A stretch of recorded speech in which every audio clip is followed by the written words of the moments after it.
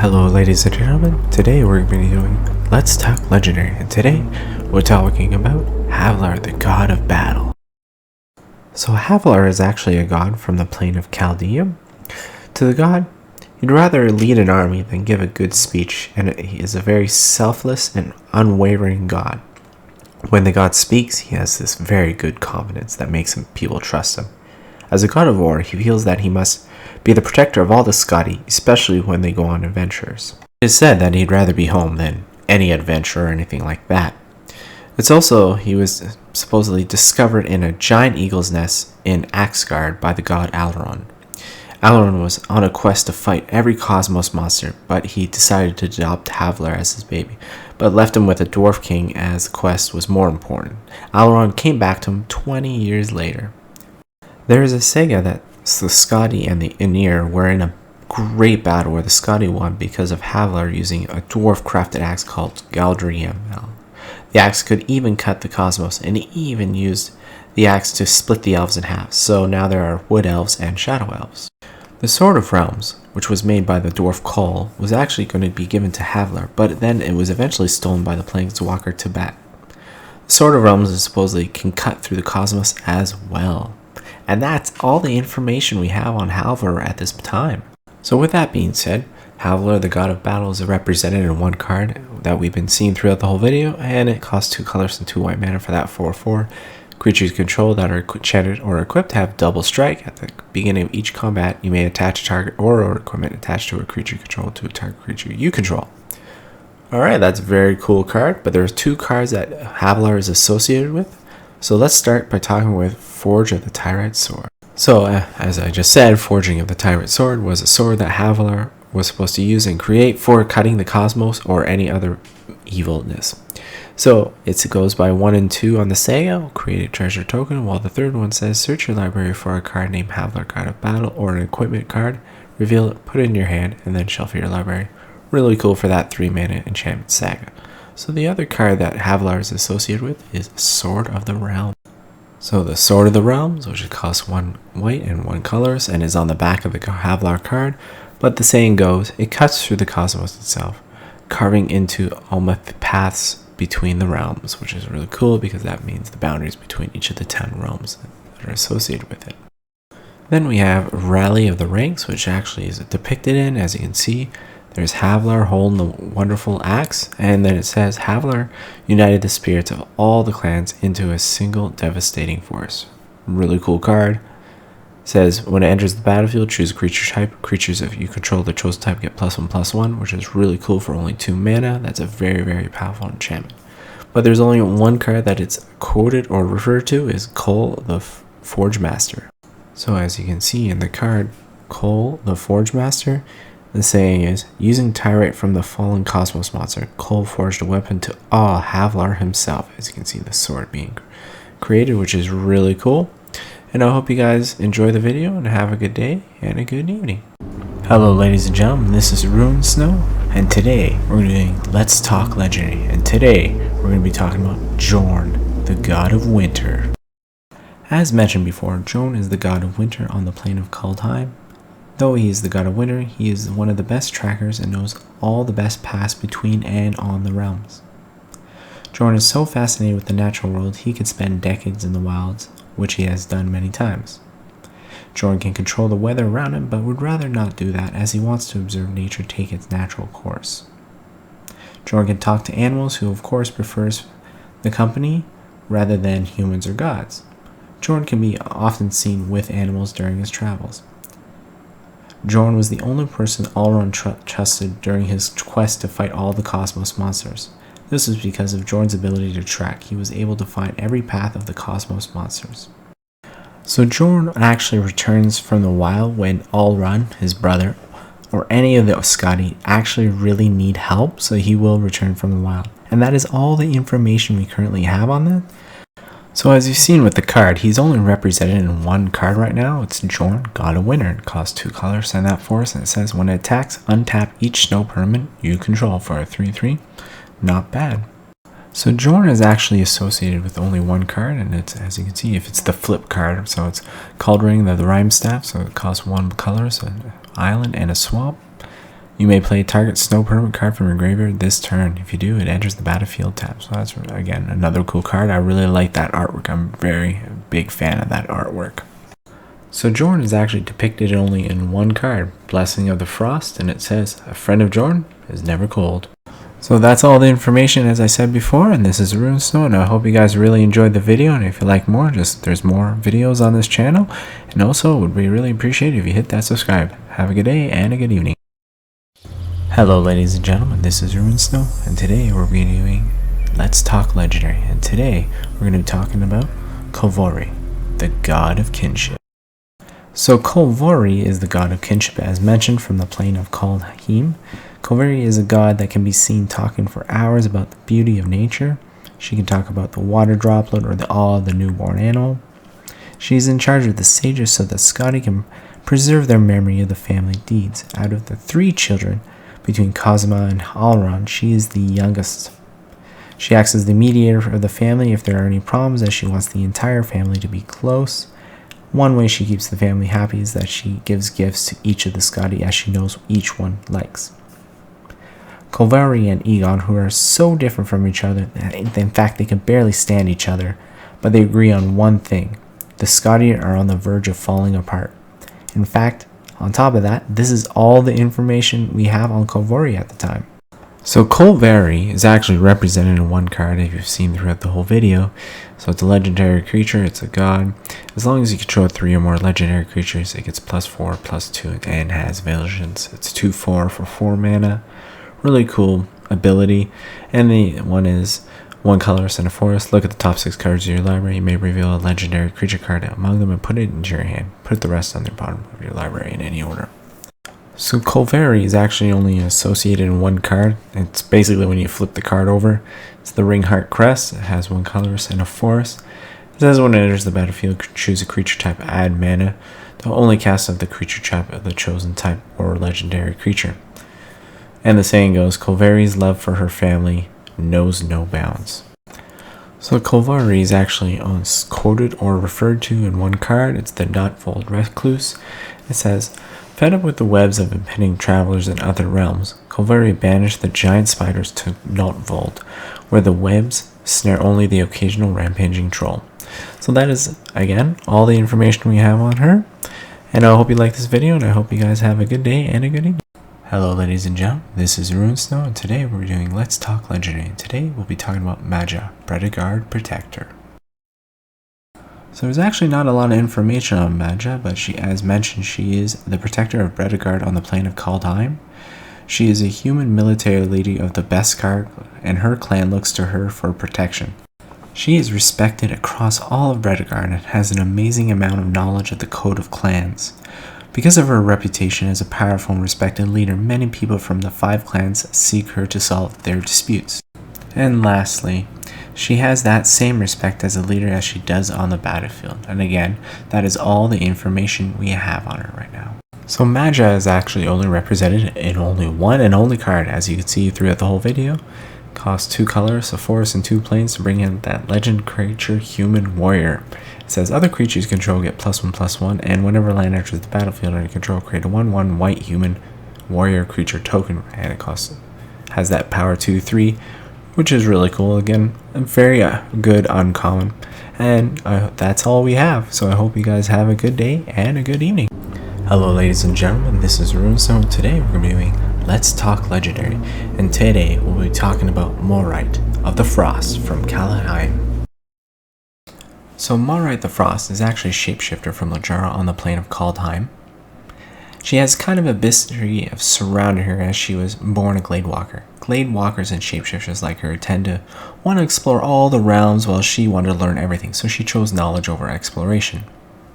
She became a Cove Walker to learn everything they had to offer before disappearing in the mist, so she took her shapeshifting ability, joined the Coven, learned everything, and again, disappeared into the mist.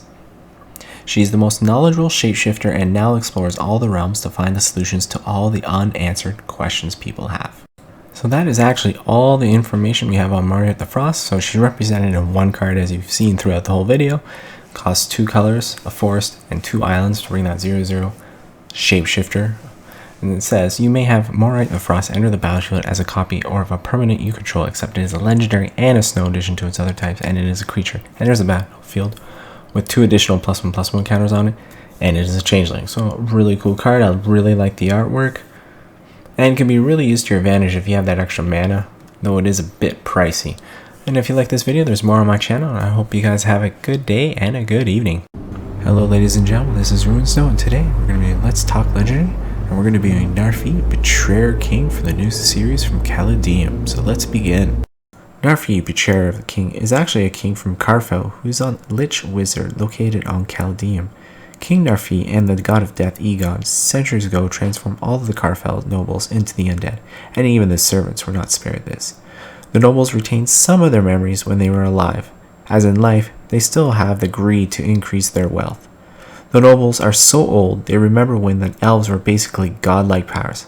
This is when at the time when a huge battle happened at that time when the Skadi began to rise. King Nefri has an army of raiders who are called the Dead Marn.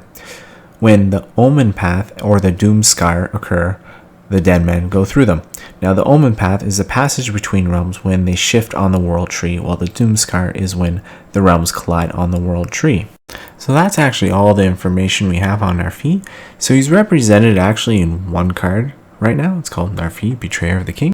So you can see he's actually a legendary snow creature zombie wizard for 5 mana, and it's a 4/3. Other snow or zombie creatures you control get +1/+1, or for 3 snow, return from your graveyard to the battlefield tapped. So King Narfi is actually depicted in one card, as you can see. It's the Enchantment Saga. Costs 3 mana to bring it in. For the first stage, it says each player mills 4 cards. Then you may exile a creature or planeswalker card from each graveyard. And then for this stage 2 and 3, it says until in turn, you may cast spells from among cards exiled with King Narfi's Betrayal. You may spend mana as though it were mana of any color to cast those spells, which is really cool. Really interesting picture, because another aspect of what that king looks like. So Narfi is actually quoted into 2 cards. First one, as you can see, is Karfel Harbinger. It says, "This is a realm of the living. King Narfi's legion is counting to change that." And the last card he's quoted in is Raise the Draugr, and it quite simply says, "King Narfi calls, we go to war." And that's all the information we have on the Lich Wizard. So I hope you guys have a good day and a good evening, and if you'd like, there's more videos on the channel. Hello ladies and gentlemen, this is RuinSnow, and today we're doing Let's Talk Legendary, and today we're doing Orvar, the Allform. So Orvar, the Allform, is from Littlejohn on the plane of Kaldheim. He is the most experienced and oldest of all the Cove Walkers. He can change his form from anything that he prefers to be in the shape of some marine creature or blue adjacent humanoid. Orvar is so old that he can create copies of himself. When studying a creature, he can create a copy of that creature, but still, it is an extension of himself. Orvar for centuries has been continuing to gather knowledge and to learn new forms. Though no one knows what he plans to do with all this knowledge. What is his endgame? That's the question. Usually when there's some kind of ancient tale when it comes to the changelings, unbeknowingly, it is actually about Orvar typically. And that is all the information we have on him right now. So Orvar the Allform is only represented in this one and only card. It's a legendary creature for 3 colors and an island. It says, whenever you cast an instant or sorcery spell, if it targets one or more of other your opponents you control, create a token that's a copy of one of those permanents, which is very powerful, very cool for this legendary 3/3 creature. And it also says when a spell or ability opponent controls causes you to discard a card, create a token of that's a copy of target. This card is very underrated. It should be played more in the standard, but it's not. So I hope you guys have a good day and a good evening. Hello ladies and gentlemen, this is RuinSnow, and today we're going to be talking about Let's Talk Legendary. And the legendary we'll be talking about is the Ozolith. So the Ozolith is actually a crystal formation from the plane of Ikaria, which this plane is where there seems to be lots of monsters everywhere. It is located in the north of Drannith, which is the largest city on the plane. It was manipulated by an unknown planeswalker to influence the monsters, which there seems to be some connection to the planeswalker Luca, which is a human planeswalker during the Mending era. The Ozolith is actually one of the largest crystals outside of Drannith. The Ozolith was actually a field of crystals, but not just a single one large crystal. So again, it's just a bunch of little ones. These crystals grew in weird patterns long and spiral around the centerpiece. The center crystals were actually bright in orange color, which reflected some of the light. The planeswalker Vivian Reed noticed that the bondings between some monsters and humans were different. Some of the monsters actually wanted to destroy the humans, with new monsters starting to appear all throughout the plane. These new monsters were faster, stronger, and smarter. Vivian decided to get into contact with a fellow planeswalker, Luca, and figured out what these dangers were coming from the Ozolith, where such energy was calling to Luca and stored in the crystal. Luca decided to tap into the calling and noticed that when he did, he could control the monsters that were manipulated and could turn them into weapons for Drannith. As a result, when Drannith didn't want Luca's help, he actually decided to attack the city. During the attack, so much power was used, the Ozolith actually overloaded and shattered. Now, the Ozolith is actually represented in one card called the Ozolith. So the Ozolith is actually a pretty cool legendary artifact. I like the picture, and it's really done well by Sam Burley. And it costs 1 mana, as you can see, and the picture is just cool. That's what it needs. And it says whenever a creature you control leaves the battlefield, if it had counters on it, put those counters on the Ozolith. At the beginning of combat, on your turn, if the Ozolith had counters on it, you may move all those counters from the Ozolith onto that one creature, which is really good when it comes to the story. This ability works very, very well. As it twists, so does all life around it. So the Ozolith is actually only depicted in one card. As you can see, it is Unpredictable Cyclone. It's enchantment, and look at that, swirling around, pretty cool. And it says, if a cycling ability or another non-land card would cause you to draw a card, instead exile those cards from the top of your library until you exile a card that shares a card type with the cycled card. You may cast this card without paying its mana. Then put the exiled cards that weren't cast this way on the bottom of your library in random order. Again, this could be kind of tied in with, again, monsters being manipulated by the Ozolith, so it's kind of cool. The Ozolith is actually, you can see the first card, is represented actually in 5 cards throughout the series. So the first card is actually called Essence Symbiote, which is really cool. And it says, the Ozolith's appearance spawned a new era of wild mutation on Ikaria. Some creatures hunted different prey, lived in new habitats, and thrived on mutation itself. As you can see, the word symbiont in itself would help with this situation. The next card shown is Idatheth Triome, which is really cool. If you look at the picture, it is crystal formations. And the saying goes, these lowlands were formed thousands of years ago by the behemoth Indath, its final footsteps before the vanishing into the sea. Tales of the Ozolith. So the next card on the list is Lightning Rift, and it's an enchantment. It says, whenever a player cycles a card, he may pay 1. If you do, Lightning Rift deals 2 damage to any target. But the saying is, jealous of the storms, Vadrok took lightning from the sky and buried it deep under the earth. It still rumbles there, longing to escape. Tales of the Ozolith. So next card on the list is Mythos of Brokos. The saying is, the most unexpected weapon that a monster can wield is kindness, which is really cool. If you look at the picture, are those crystals he's offering? Either way, it is Tales from the Ozolith, which is really cool. I like the picture. It was very done well. And the last card on this list that it was referred to was Mythos of Nethrori, and it says, and then the shadow took the living form, and the shadow devoured the man, whole body, mind, and soul. Tales of the Ozolith. Again, those monsters could be connected to such a crystal, and it was really cool. So that is the end of it. This is the Ozolith, and I hope you guys have a good day and a good evening. Hello, ladies and gentlemen. This is RuneSnow, and today we're going to be Let's Talk Legendary. And today we're going to be doing Reidane, the Goddess of Worthy. So she is actually the Goddess of Worthy, or Justice from Kaldheim. She is very passionate about justice. So with her age being so young, she can be quite very arrogant about this.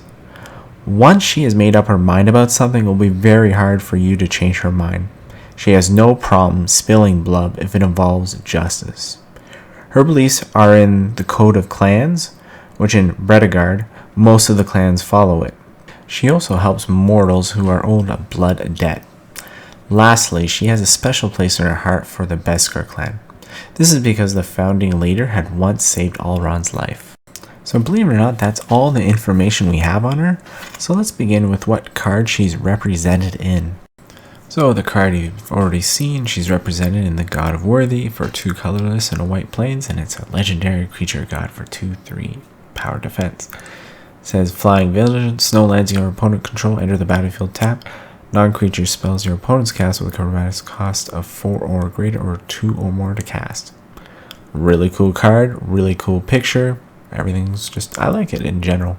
So she's associated with this card, Valkyria, Protectors of Shield, and it's basically the flipping around. So it says if a source and opponent controls will deal damage to you or a permanent control, prevent 1 damage to that damage. Whenever another permanent control becomes a target spell or ability, an opponent controls counter that spell or ability unless the controller pays 1. 3 colors and white mana. Not a really great card, but again, for this video, it is associated with her. And the last card she's actually associated, if you look at the picture, there is no word or anything, but if you see the picture, it's a Starnheim Unleashed. So that's about it. So I hope you guys have a good day and a good evening. Hello ladies and gentlemen, this is RuneSnow, and today we're going to be doing Let's Talk Legendary. And today it's Skithinyx, the Blight Dragon. Skithinyx is a Furnace Dragon from Miraidon that is completed. And by completed, it means state of Phyrexian maturity. That means it entails replacement of all organic parts of the body until nothing but the artifice remains. So since it's from Miraidon, it is a skeletal abomination from Undead Phyrexian. It has a green necrogen coming from its afterburners located on its back. Skithinyx did massive abductions in the Oxidia chain, which is apparently a bunch of plateaus and large slopes of oxidized metals, where the Kuldotha, the Great Furnace, was located. This has all happened before the Phyrexians started taking power in the region. Apparently, Skithinyx had some connection to Sheoldred, who is also known as the Whispering One. It is the praetor of the Black Faction. He is also capable of speech, and one would expect he talks in a deep, raspy voice. It also cries glistening oil. This substance is actually made by the Phyrexian to spread corruption, so this would infect those that would get in his way. So that's actually all the information we have on Skithinyx right now. There was a story published on the now defunct website New Phyrexia, but again, that no longer exists. There was a story that he was in. It was a very big paragraph. He's actually represented in only 1 card. So he's only represented in this 1 card himself. It's a legendary dragon skeleton, costs 5 black mana for the 4/4. And it says flying, it has an infect, which can give -1 counters, or to the counter person, which is really cool. And it gains haste until end turn, and you can regenerate. And it's done by my favorite artist, Chippy. He is one of the top artists I absolutely love in MTG. And just the picture itself, it's just so cool. I like this card, it's very good. Too bad it's a legendary, so you can pop too many of them at one time. And if you like this video, there's more on my website, and I hope you guys have a good day and a good evening. Hello ladies and gentlemen, this is RuneSnow, and today we're going to be talking about Let's Talk Legendary. And today we'll be talking about Tergrid, the God of Fright. So as mentioned, Tergrid is the God of Fright, or goddess, who is from the plane of Kaldheim. She's an amazing warrior who also has a shadow that is actually quite terrifying, which has a life of its own. The shadow is unable to give Tergrid any kind of normal life. She really wants this normal life, so she tries her best to ignore the shadow and gets angry when anyone mentions about it, even when their shadow is supposedly wrapping her hands around the neck. So apparently when she speaks, occasionally she leaves some listeners scared for days when she randomly blurts out some kind of dark omen. Tergrid and her sister Eska actually came into existence because of Alrund. This is when Alrund used the rune magic on the world tree. When Tergrid was a baby, she made this very annoying noise, and when any people started listening to her crying of this, actually made people temporarily mad. Her shadow apparently came into existence around when she was 4 years old, and it actually tried to kill her. Eventually, she was able to bend the shadow to her will. So you've seen this card throughout the video. She's represented in only 1 card. It is the God of Fright, it has Menace, and whenever opponent sacrifices a non-token permanent or discards a permanent card, you may put that card from a graveyard onto the battlefield under your control. 3 colors and 2 swamp for that 4/5. So there's 2 cards that she's associated with. The first card, as you can see, is Tergrid's Lantern for 3 colors and a swamp, and it's the flip over from her when she's the god. The legendary artifact says, tap a target player loses 3 life unless they sacrifice a non-land permanent or discard a card. 3 colors and a swamp to untap it. And at the bottom, when Tergrid was a child, her shadow tried to kill her. Only her lantern keeps it at bay. And the last card she's associated with is her Tergrid's Shadow. It says, the God of Fright never acknowledges her own shadow or its murderous deeds. So that's really cool. I like this. Each player sacrifices 2 creatures. Cool. Man, it's a pretty good card for the series. So if you like this video, there's more on the channel, and I hope you guys have a good day and a good evening. Hello ladies and gentlemen, this is Ruinstow, and today we're going to be talking Let's Talk Legendary, and today we're going to be talking about the Gurtog Monster. So Gitrog Monster is actually a large frog that lives in the depths of Lake Zava. This lake is located on the plain of Innistrad. This plain looks like the Gothic 18th century, which is primarily inhabited by humans, but live in fear from zombies, werewolves, and ghosts. Located near the border of province Gabag of Unstrag, where the largest city of Thrabian on the plain exists. When Emrakul arrived, the Titan of Corruption, Gurtog became even more horrible and looked less and less like any kind of animal or frog. There was actually a village that was living near the lake where Gurtog had lived as well. Because of this village, they feared the monster and began sacrificing sheep. But after some time, they felt it wasn't enough and they started sacrificing humans, as you can see in the picture. Eventually, this town became a ghost town because there was many villagers left. Gitrog had an enormous tongue which could be used to catch its prey, but it also had an extraordinary ability to control those who looked into its eyes. Apparently, one time it made a young woman kill her best friend. So Gitrog Monster was actually only represented in one card, and it's in itself Gitrog the Monster. So I hope you guys enjoy this video and have a good day and a good evening.